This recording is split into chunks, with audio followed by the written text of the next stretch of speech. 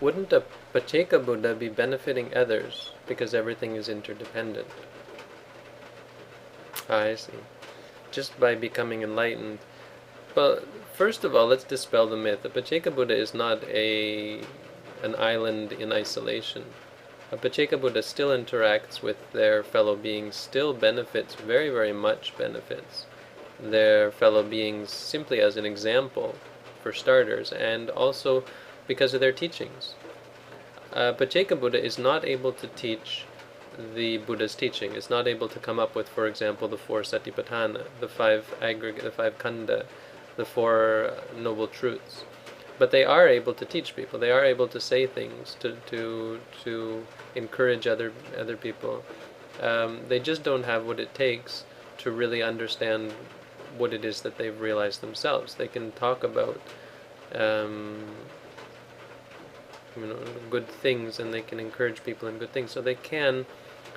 I'm not sure how far they can go with that, and I don't want to step out of line, but there seems no reason for them to not be able to even teach people to give up desires and so on, and to practice meditation, to encourage them insofar as they understand themselves. There doesn't seem to be anything stopping them. So the idea that a Pacceka Buddha is someone who keeps their mouth shut and never whispers a word of what they've come to know for themselves is, I think, has no backing. I mean, in the commentaries, there's a story that's probably fairly famous among Buddhists of Anuruddha.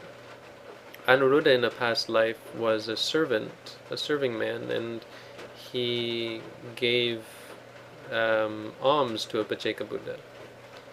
And he made a wish. He gave his only meal for the day, because of course he was so poor that he only had one meal.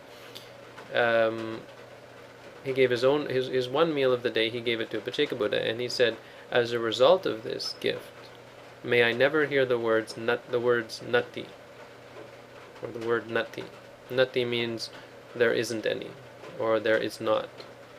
But in this case, his meaning was there isn't any. He would never, may I never hear the words there isn't any. So whenever he wanted something, he would always get it.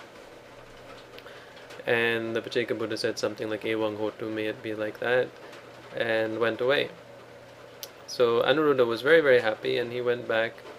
I think he also made a vow, may I realize the teaching, the truth that you have come to realize, and while I still haven't realized the truth, may I never hear the word nati.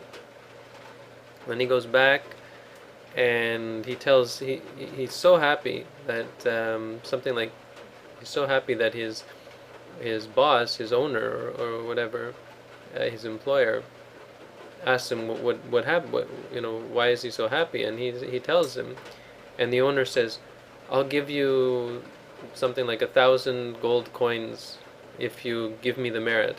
If you give me the merit, the goodness of what you've done.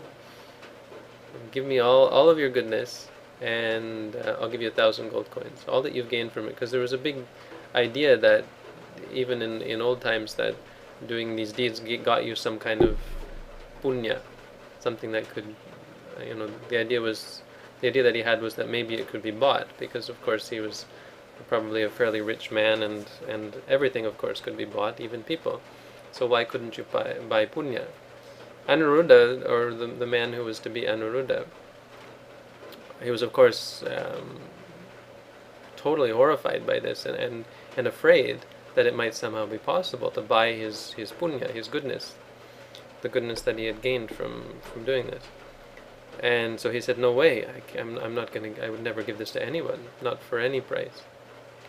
And the man, the guy was so upset and so desirous of this goodness that he said, well, okay, you give me half of your punya, and keep half for yourself, and I'll buy half of it for whatever, 500 gold coins. And here Anuruddha was thinking, but what does that mean? Does that mean I lose half of my goodness? And so he's thinking, and he's not sure, and then he goes back, and he asks his wife, and his wife says, well, why don't you go ask the Pacceka Buddha? And so he goes back, and he goes to the Pacceka Buddha, and he says, no, look, this is the case. I got this great, wonderful merit for doing this good deed, of giving you alms. But now my boss wants to take half of it. Does that mean I'm going to lose half of my punya? But the Pacceka Buddha teaches him. It's the only direct teaching that I can remember of a Pacceka Buddha that occurs. It's the only one I can remember. He says, well, consider this. Suppose you have a candle, and you light the candle. Then you've got one light. Now suppose everyone in the whole in your whole village comes and lights their candle from your candle. Suppose you were to do that for 1,000 people. Would you lose the light from your candle? And he replied, he said, no, it would be like one candle became 1,000. One light became 1,000 lights. And the Pacceka Buddha says, in the very same way, goodness can never be transferred. It can only be multiplied. When you dedicate your merit, your goodness to someone else, it's as though your goodness had become twice. And of course he was very happy with this, because he's going to get money and keep his punya.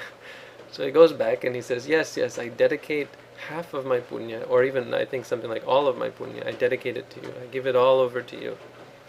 Which actually, I used to use this story as an example of how actually it gives you more merit to do that. When you dedicate your merit and wish for your merit, the power of your goodness, may it benefit someone else, you actually get more merit as a result. Of course, because your heart becomes pure.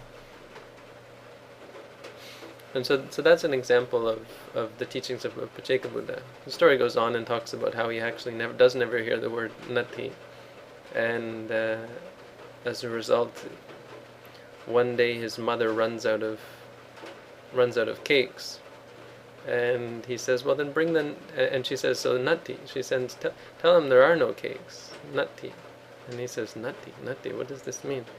And he says, well then tell her to bring the nati cakes. That's fine, I'll take the nati cakes. Anyway, it was funnier when I read it. So, okay, so I haven't even answered the question yet. So the point being that they do benefit directly. They are able to teach directly. They're just not able to teach someone the path to become enlightened. That's what makes them a Pacceka Buddha. And of course they would be different. So some of them might be better to teach than others. Some of them might even teach things that lead people on to practice the Buddha's teaching later on, and so on. I wouldn't say there are any hard and fast rules in that regard. But whether someone, be they a Pacceka Buddha or even an Arahant, benefits others by just becoming enlightened simply because of interdependence, I'm all for it. I think as we better ourselves, those people who are connected with us benefit as well. I mean, consider what it would have been like had you not practiced and become enlightened. If you take just an ordinary meditator, suppose they practice, suppose they become an Arahant. Okay, suppose they hadn't done that. If you compare the state of things, if they hadn't done that, and if they become an Arahant and then they die or something, and then they go off in the forest and live the rest of their life.